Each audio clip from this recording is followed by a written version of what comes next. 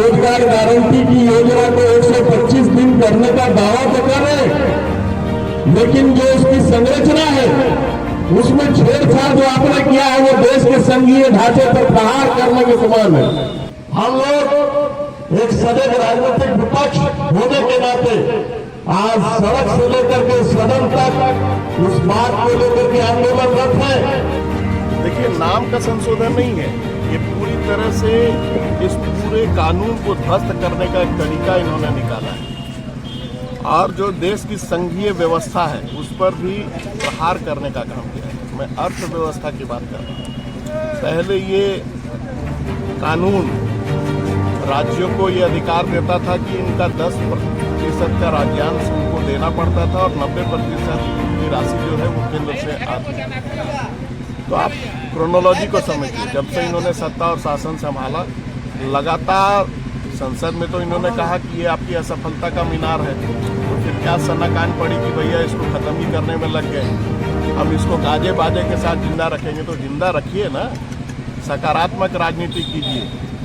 आज 60% और 40% का जो इन्होंने मानदंड तय किया है केंद्रांश और राज्यांश को लेकर के, ये बिल्कुल गलत है, जन विरोधी है, राष्ट्र विरोधी है। ये पूरी तरह से राज्यों की अर्थव्यवस्था जो पहले से ही चरमराई हुई है इनकी गलत नीतियों को लेकर के, उसके कारण और विकृत परिस्थिति में दिखाई देने वाली है। तो एक सजग राजनीतिक विपक्ष होने के नाते जब हमने वास्तव में इस देश के अंदर समावेशी विकास की परिकल्पना को मूर्त रूप देने का काम किया था और मजदूरों को 100 दिनों के रोजगार गारंटी देने का काम किया था, तो उसको आप बदलना चाहते हैं। अगर आप गारंटी बढ़ाना चाहते हैं, 125 दिन ही करना चाहते हैं, तो इसमें सकारात्मक सुधार करना चाहिए था। भाई, नाम बदलने की सनक क्यों? महात्मा गांधी इस देश की आत्मा है, बाबा साहब अम्बेडकर इस देश की आत्मा है। तुम कहाँ से इसको मिटाओगे? आज पूरे विश्व के 80 देशों में महात्मा गांधी की प्रतिमा है, ये इनके गोडसे की प्रतिमा कहीं नहीं है। तो हम तो बार बार कहते हैं कि महात्मा गांधी जी, हम शर्मिंदा है, आपके कातिल आज भी जिंदा है।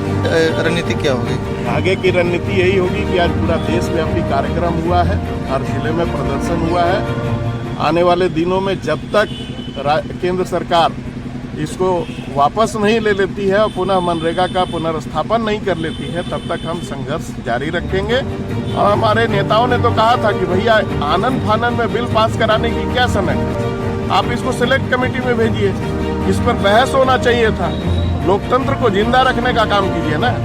ये तानाशाही से आप देश को चलाना चाहते हैं, वो तो चलने वाला नहीं। आज जिला कांग्रेस कमेटी कोडरमा के तत्वाधान में जिला समाहरणालय कोडरमा के समक्ष सैकड़ों की संख्या में एक दिवसीय धरना प्रदर्शन कर लोग विरोध जताए, जिसमें कि माननीय प्रधानमंत्री नरेंद्र मोदी और भारतीय जनता पार्टी के बहुमत में जरूर है, बहुमत में आकर ये रोजगार गारंटी योजना को निरस्त करने के लिए बिल पास करा लिया, वहाँ तक ठीक है। लेकिन जनता पूरा देश में विरोध कर रही है। आज सड़कों पे है, आज जिला मुख्यालय में है, प्रखंड मुख्यालय में है। मनरेगा एक कानून है, वह रोजगार है।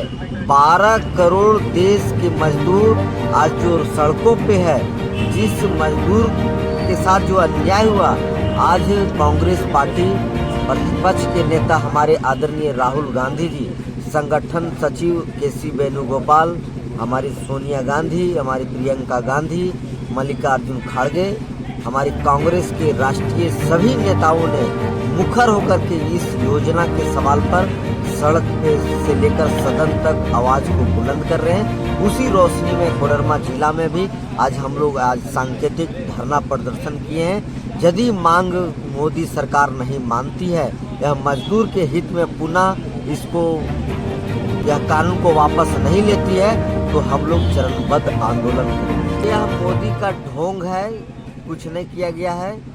जितना परसेंटेज में राशि पहले दिया जाता था राज्य सरकार को, वह अब कटौती कर लिया गया है। वह भी अब राज्य सरकार के